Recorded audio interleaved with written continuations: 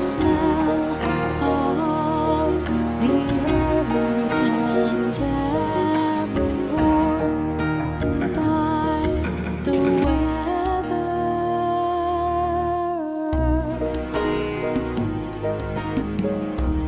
When my family thinks that I am safe in my bed from night until morning. So this is the crash site. That behind me is the telephone pole, the new telephone pole that they ended up putting in after we hit it and knocked it out of the foundation.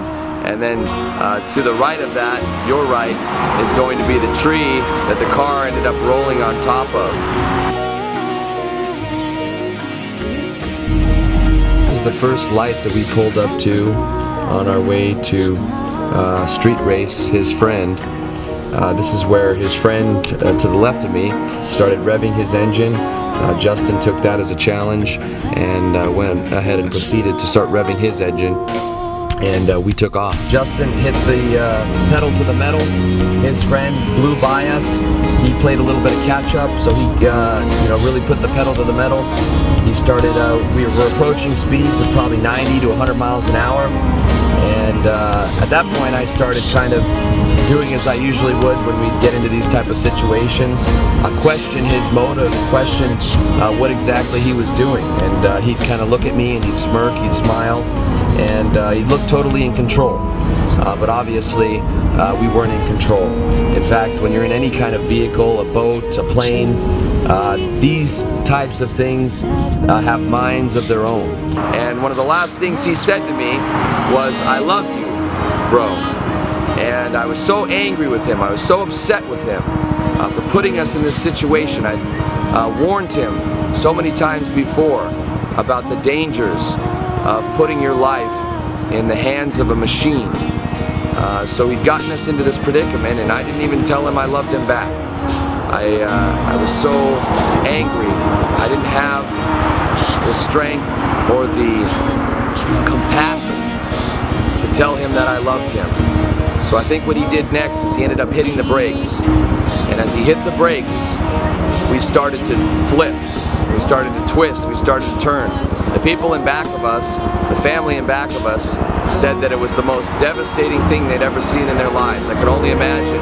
You know, you see it in Hollywood movies, you see it in television shows, these just car accidents that just demolish the entire vehicle.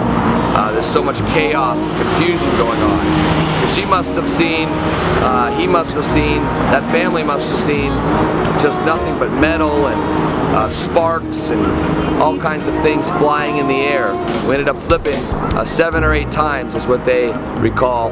And when I was rolling in that car, that was the first time I'd actually felt the presence of God. There was a supernatural presence in that car.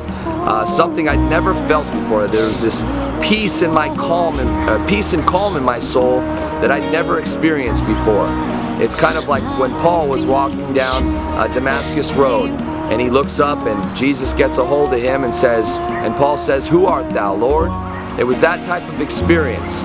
So as we were flipping and twisting and turning, and I'm bouncing off the sunroof, and I'm bouncing off the passenger door, bouncing off of him, bouncing off the driver door, I look up, and as I look up, I see this divine light, this light coming through the windshield.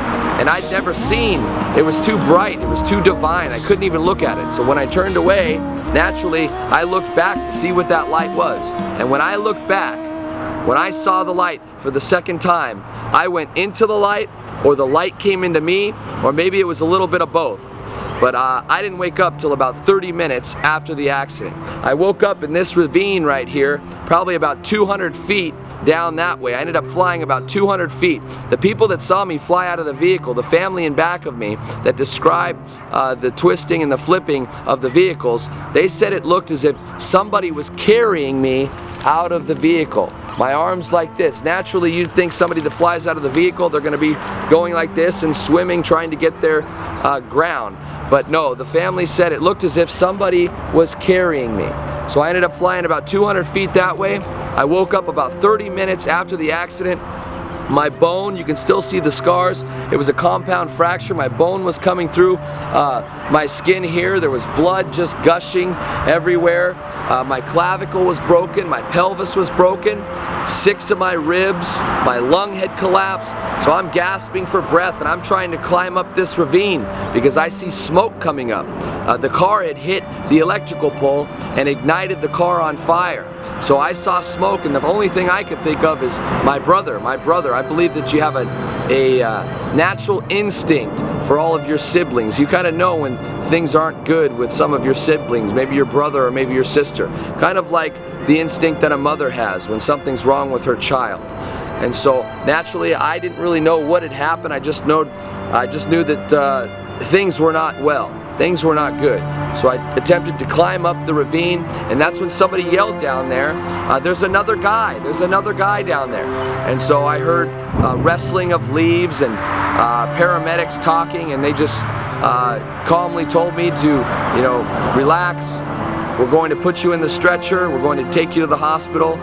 So I submitted to their authority and allowed them to place me in the stretcher, lifted me up, and I was off. Again, that was 30 minutes after the accident. If not for me waking up, they probably wouldn't have known that I was down there, and I could have very well died in this ravine that you see here. It's almost hard to believe that this is his tire. This is about 200 feet from where the accident occurred. The light pole, the electrical pole, the tree, that's about 200 feet that way. And so this is about the area that I flew. This is where I ended up. And obviously the tire ended up somewhat in the same location. I'm sure when we hit the pole or the tree, or when we flipped, some of those tires might have came off. And this is one of them right here. So this is the area we're approaching now, where the first officer reported to the scene of the crash. It was a motorcycle cop, and thank God he just happened to be in the area. He was brave enough to climb down the ravine that the car had flipped into and knock out the back window and pull my brother out of the burning car. The car had ignited on fire due to the telephone pole that he'd hit, and so thank God for cops. Thank God for officers of the law that are willing enough and brave enough to put their life on the line for people in need. So due to my injuries, which were a broken clavicle, a broken pelvis, a broken right arm, 6 broken ribs, my right lung collapsing, I wasn't able to attend the funeral services. I actually ended up having to get a second chest tube put into my right lung. And so a year after the accident, I got a group of some of his friends together, some of my friends together, and we all came down here as a family after throwing some worship service at the church, at the memorial site, at the funeral home. We came here with a cross to hang on the new electrical pole that they put in place of the old one that he'd knocked out of the foundation. So we came here, and as a testimony to God's saving grace, we hung a cross on the new electrical pole, which is this one here.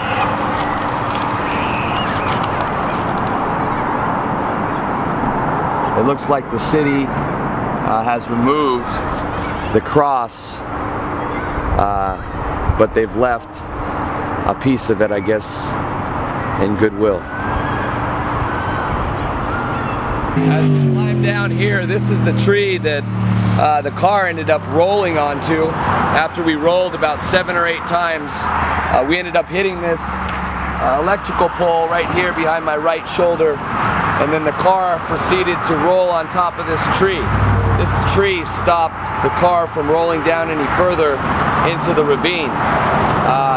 When he hit the electrical pole, sparks were flying and it ended up igniting the car on fire. There happened to be a police officer on a motorcycle above this elevated street here that saw the accident happen, and within seconds he responded to the accident, knocked out the back window of the vehicle, climbed in to my brother and pulled him out of the car. Obviously he probably cut off the seatbelt. My brother was seatbelted. I was not seatbelted, which is the reason I flew out of either the sunroof or the passenger window. I ended up flying about 200 feet that way as the car continued to twist and turn, flip and roll. So we'll climb down here now. I visited this site a few times after the accident and just kind of, in search of a purpose in life. A lot of soul searching over the last 8 years, and I would come down to this site and I would kind of just, pick through some of the rubble and pick through some of the leaves, and a lot of the times I'd find pieces of the car. So we're going to see if we could find any more pieces of the car. There are probably still plenty laying around.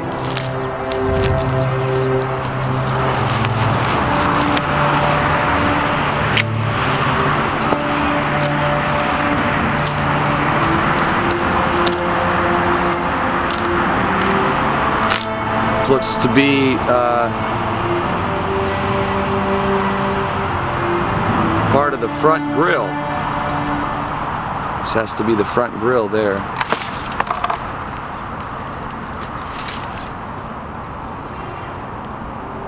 This might be from the interior, it looks like. Maybe part of one of the seats. So as you can see, there's just tons of parts still here from the accident. Again, it's been 8 years since his death. And so I'll come here sometimes and I'll just kind of relive the incident, relive the tragedy. The difference today is I've got Jesus Christ, though. I've got a Savior. I know where I'm going. I spent a good portion of the last 8 years doing a lot of soul searching and searching for my purpose in life. It's when you lose somebody tragically, like I did with my brother, you tend to wonder, what's it all about? What's the purpose of life? What's the meaning? And so I had one question for God: why me? Why would you save me? What made me better than my brother? So I kind of inherited this guilt complex. You figure when one brother dies, the other is supposed to die with him. Ride together, die together was something that we would say to each other a lot of the time. We were blood brothers, much like you become a brother in the family of God. We were that close. So to lose somebody tragically, it's one thing to lose, say a grandmother or a grandfather. They've lived a full life and they're in their 70s, they're maybe even in their 60s. But they've lived a full life, they've had a family, they have grandchildren, and their time runs out, and they get their deathbed, and they get the chance to say goodbye to all the family members. They get a chance to say goodbye to all their children and all their grandchildren. When a tragedy like this happens, there are no goodbyes. And you'll hear people often say, I'm not good with goodbyes. Well, most people in our family, in fact all of them besides me, didn't get to say their goodbyes. So that has a detrimental effect on any family, and it had a tremendous effect on his group of friends too. Most of his friends, they've gone their separate ways. They've gone here, gone there, but some of them still do talk, but I can't say any of them have Jesus Christ. I can't say any of them are going to heaven, at least not from what I can see. So praise the Lord that God gave me this opportunity. Oftentimes you'll hear people say that, oh, this is my testimony. Well, I say this is God's testimony. This is God revealing His power. This is God revealing His saving grace. And this is an opportunity for God to get glory out of a man, because it was only by God's grace and by God's glory that I'm standing here today. So the question I'd been trying to answer for the last 8 years, why, God? Why did you save me? Well, it was to have me here telling you my testimony, God's testimony, about how He saved me from eternal hell. Because that's where I was headed. If not for God's grace, if not for God pulling me out of that car, I wouldn't be here giving you this testimony. I wouldn't have a chance. I wouldn't have a chance.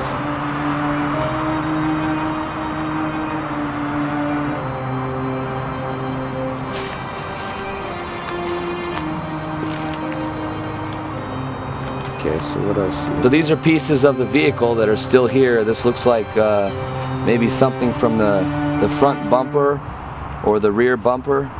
You can see pieces of the light fixtures, either the headlights or the tail lights, that are still here. Not sure what this is. Looks like something in the car. So as you rummage through some of this, you'll find this looks like this might be a tail light here too. Another piece of looks like the rear bumper or the front, maybe the side line, the liner on the side of the vehicle.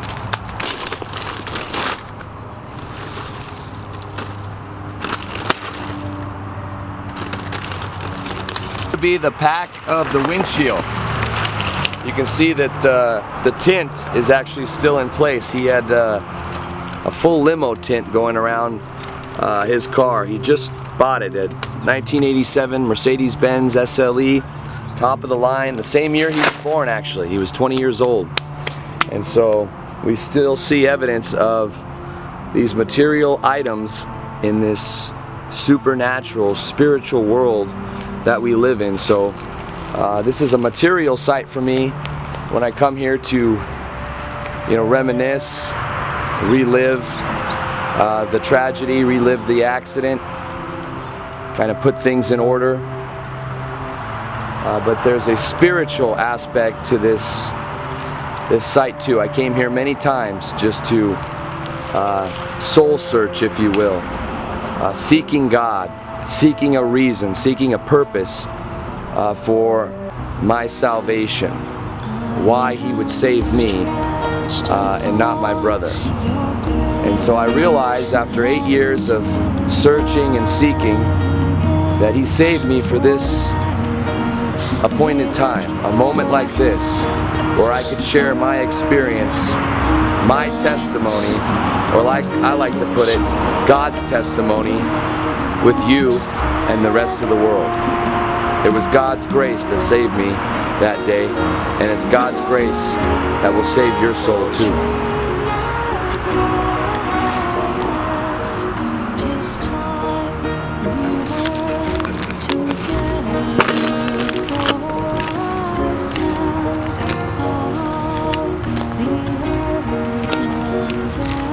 So the first thing I remember when I woke up was being surrounded by my entire family. I woke up in a hospital bed. I'd had bruising on my brain. I'd broken several bones. And so my family had been praying with some friends that had come to the hospital. And they'd been praying for my salvation, praying for my survival. But I woke up with my family and they were surrounded, and I looked up and the first words out of my mouth were, "How's Justin? Did Justin make it?" And with tears in his eyes, my uncle stepped forward, and that's about all he could say was, "Justin didn't make it."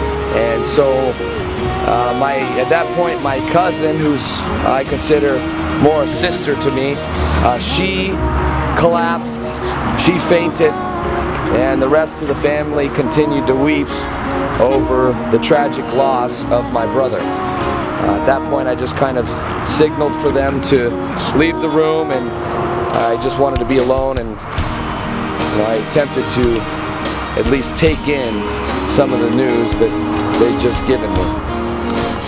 So I spent the next 8 years of my life really searching and really seeking a purpose in life. I had all the things that the world tells you is going to make you happy. I had all the material riches. I had money. I was pursuing a life of fame in the music industry and fortune. But I was still unhappy. I wasn't content with my life. I said to myself, if this is what life's about, I really don't want to live anymore. There's no satisfaction in these material things. And so I decided to move up to Sacramento, California. Sacramento, California was a little bit north. I was still close enough to my mother, who still was grieving over the loss of my brother and still trying to cope with that. And so up there I acquired a good job, a six-figure job. I was a radio host, actually at a Christian radio station. And so I saw, now that I've been saved for over a year now, I saw all the times that God had been trying to get a hold of me. God's constantly trying to get a hold of us. If you look around, God's everywhere. And so He's constantly reaching out His arm, trying to get your attention. And so I had to be isolated. A lot of times what God will do is He'll cut off all the dead branches in your life. He'll cut off friends. He'll cut off family. He'll cut off activities. He'll put some kind of roadblock in the way that won't allow you to keep indulging in what He sees as unrighteous, what He sees as ungodly. And so that's what He did. He brought me up to a place where He could get a hold of me. He brought me into a place of silence, because that's where God can speak to you, in silence. Chaotic settings at the club, in Las Vegas, it's going to be at a rock concert, it's going to be very difficult for God to get a hold of you in those type of situations. So finally, I was isolated, away from family, away from friends, had a fresh start, and that's where God found me. God found me in a place of complete despair,